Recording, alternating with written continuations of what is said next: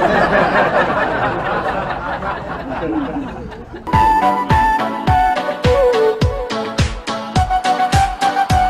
evening and welcome to She'll Be Right Mate, where we discuss everything that's really, really important over a couple of beers.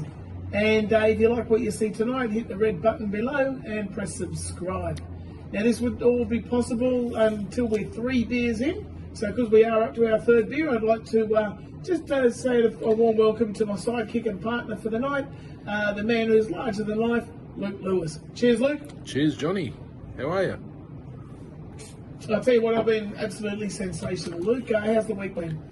Pretty good, actually. Pretty good. Can't complain. Plenty of work, plenty of sunshine. A little bit of rain, but we need it. We need it.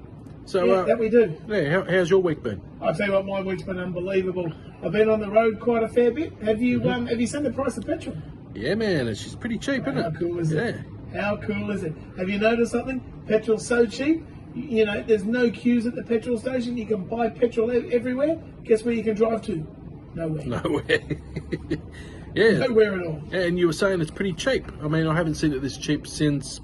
Well, probably about 1999 was the last time I Yeah, can that's remember what, it being this cheap. that's what I was thinking. That's what I was thinking. Yeah. Yeah. The other thing that...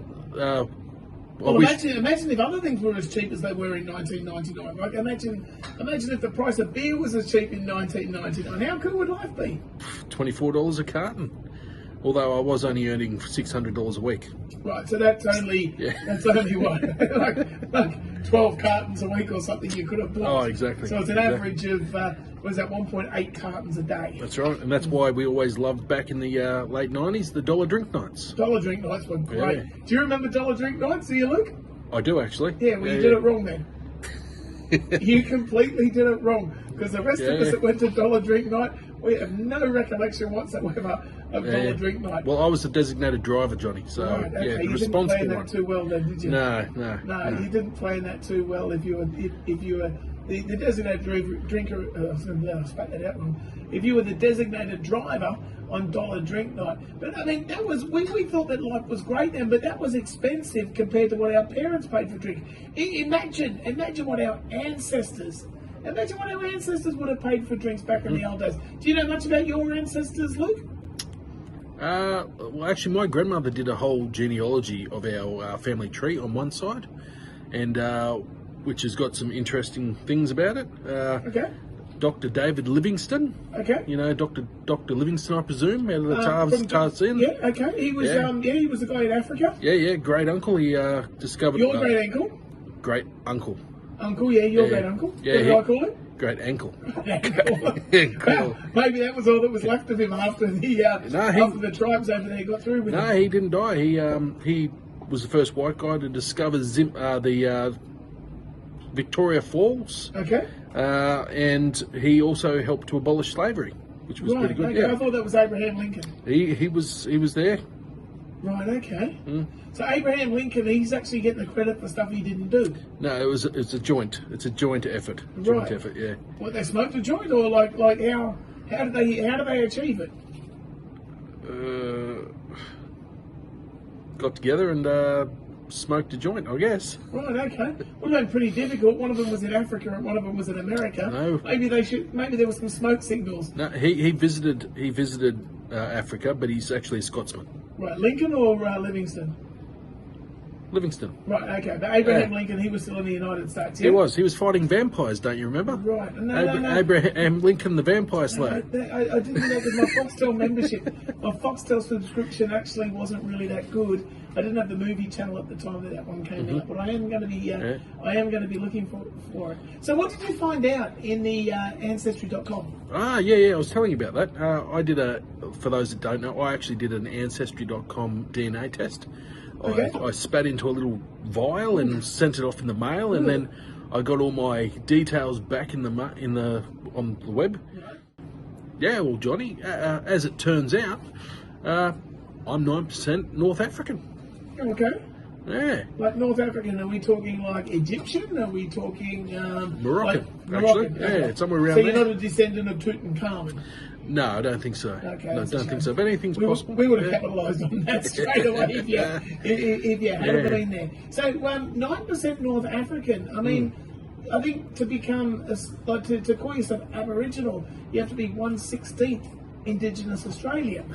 So you actually beat that by a fair bit. Yeah, well, and to be North American, I think you only have to be like, is it 1,024? Elizabeth Warren. Yeah, Elizabeth of course. Warren, No. That's it. But you never know. You might get yourself one. Become a university professor Could with do. what you've got at the moment. But the biggest problem, if you become a university professor, you'd have to be very, very careful with with what went on when you were at work, because nowadays the universities are full of the Me Too movement. Yes. Well, I can safely say I have no Me Too history.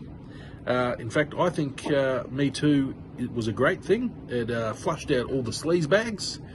But forget the Me Too, Johnny. All right.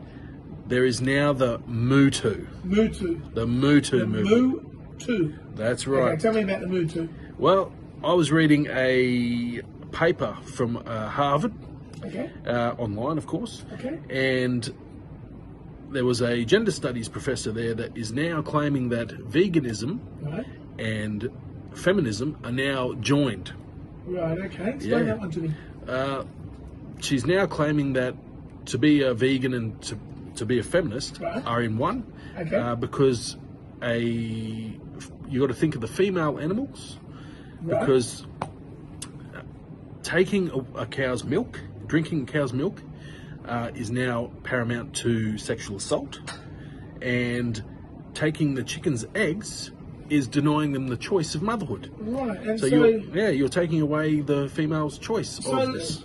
No, I'm a bit confused on this. So are the feminists supporting or opposing taking the eggs away? Opposing. They're opposing it. So the feminists all of a sudden have become anti-abortion. No, I think leaving the chicken eggs with them is its choice. If you Okay. take the egg and eat it, Okay. then you are forcing the chicken to have an abortion. Right. Okay. And if you left the egg there, what would happen? Would the chicken make the choice of whether to whether to actually have a chick, or perhaps whether to have an omelette? Well, leave the eggs there too long, the chickens will eat it themselves. Right. Okay. All the So- babies will do one or the other. Yeah. What do they call that? Infanticide. Infanticide, Yeah. I just thought they called it nature. I thought that's all it was, letting nature take Yeah. its course. Well, that's quite a unique type of thing there. And so we're talking about like drinking the cow's milk becomes sexual assault. Yeah. Well, this is the thing. Instead of going for actual sexual assault, they only go for the low hanging fruit. This sort of thing.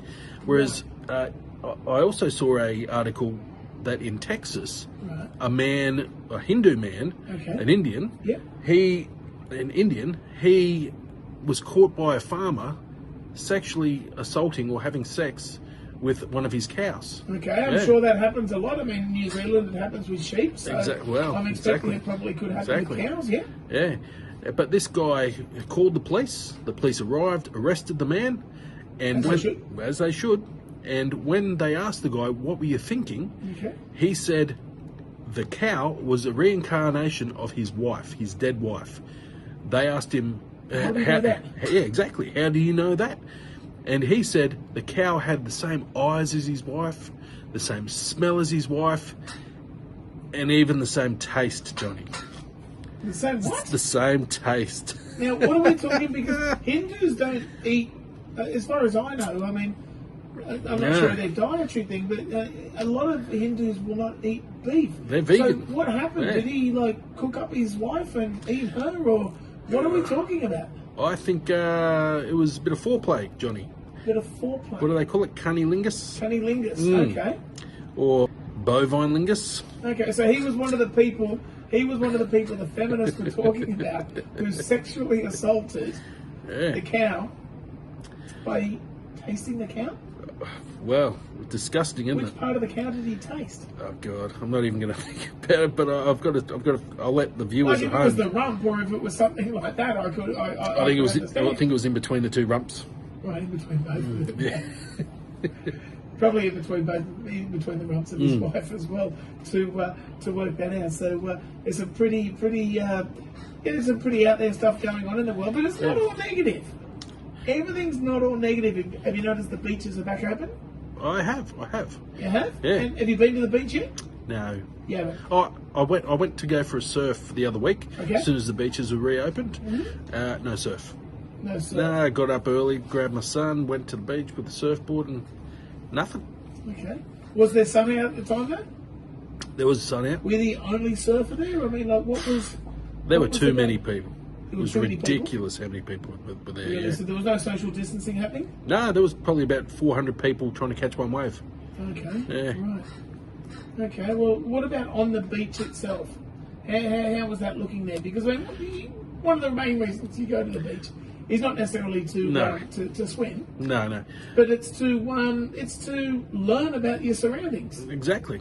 I'll tell you what I do love about the COVID-19 shutdown, Johnny. Right. It's that Okay. This will be good. this is a positive. Okay. People have been, the gyms are shut. So all those fit, healthy people are out exercising. I've never seen so many women in yoga pants cruising up and down the Broadwater. It's fantastic. Fantastic. Not in a sleazy way. No, I can fully appreciate that. I mean, I can appreciate a woman in lycra. Well, I can appreciate some women in lycra. I mean, there are certain Yeah. ones that wear lycra that really want to be appreciated that I can't.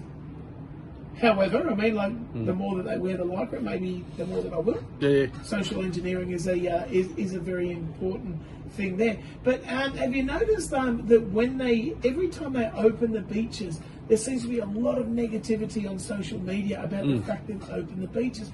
Now, why are those people negative? The reason I can think of is that they don't live anywhere near the beach. That and they're fat, Johnny. Okay. Yeah. That I can't speak for, because when it comes to They people- hate seeing fit and healthy people out exercising on the beach. Okay, so they'd be Yeah. happy if we just showed them some people that weren't fit and healthy.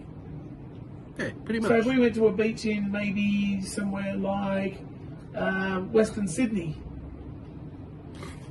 Jesus. would they like that? Well, Parramatta, Is there a beach around Parramatta? Canterbury. Canterbury. Ah. Maybe they could go to the Cooks River or something like that. there. Yeah. Well, the problem is we wouldn't see that till they actually open the border. Tell me, what's the first thing you will do when they open the borders, Luke? Head to Brunswick Heads, that's for sure. Head to Brunswick Heads. And tell me Yeah. what's in Brunswick Heads. Girlfriend lives there. Yeah, lives across the border. Haven't been able to see her. I snuck across once, got caught, and not sure I should be talking about this on camera. No, I Okay. don't think you should be. I don't think you should be whatsoever. We'll edit this On bit there out. now, Yeah, we'll edit and that nobody out. can prove anything. It's purely hearsay. Hearsay will not actually hold up in court. But let's hope that they open up those borders very soon, so you can get yourself down to Brunswick Heads. You can go and see someone that's special. And folks, that's our episode of She'll Be Right, Mate for this week.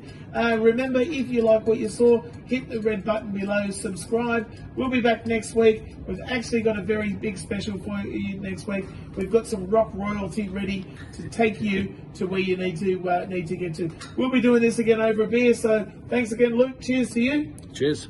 And she'll be right, mate. She'll be right. Traveling in a fried out combi on a hippie trail.